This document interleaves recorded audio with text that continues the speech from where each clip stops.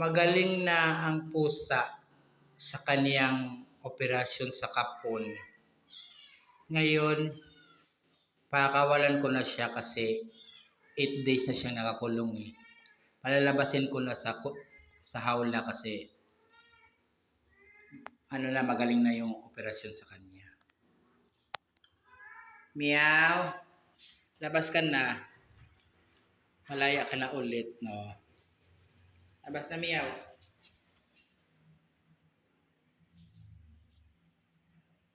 Meow! Labas na. Ayan mga kuting mo, anak mo. Yan. Malaya na siya ulit. Malaya na.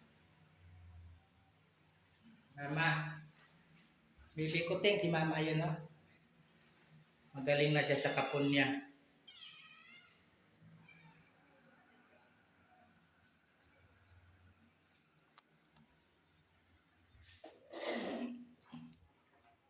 Tanggalin ko na ang hawla.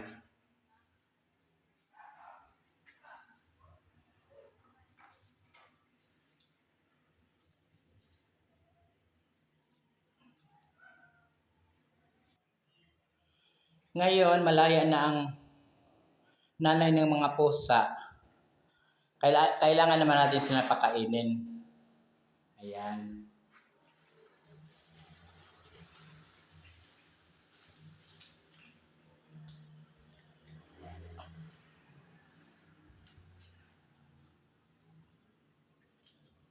Salo-salo silang magpamilya sa pagkain. Masarap tingnan kasi nakalaya na yung pusa sa operasyon sa kapon. Magaling na. Yan yung operasyon niya. Kunting. Ganoon dito. Tinanggalan ng balahibo tapos inoperahan dito para sa kapon. Ngayon magaling na yan. 8 days na eh. Kaya pinawalan ko na. Kapiling na niya ang kanyang mga anak.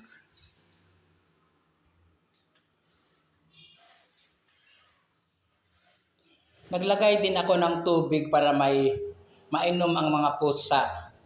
Hindi naman pwedeng puro na lang pagkain. Kailangan may tubig din. Ayan. Tubig. May tubig na, may pagkain pa. Ayan. Inom. Inom. Inom mga pusa.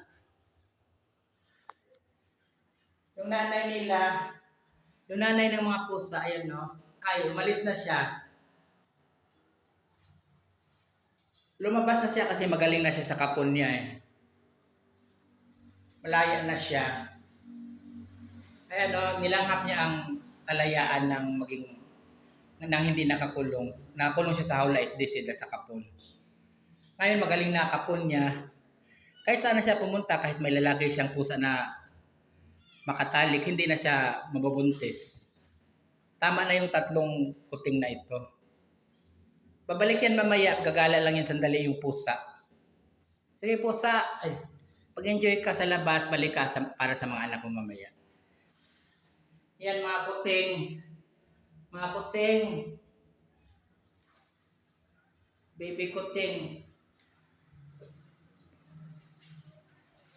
Pag lumaki yung mga kuting na ito, mga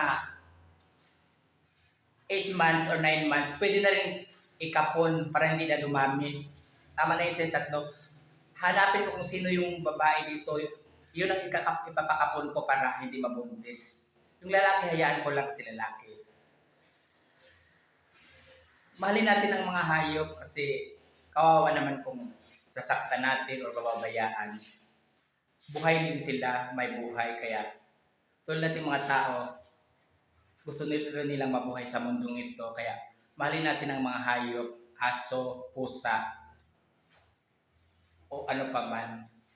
Bye guys, have a nice day. Salamat sa panonood.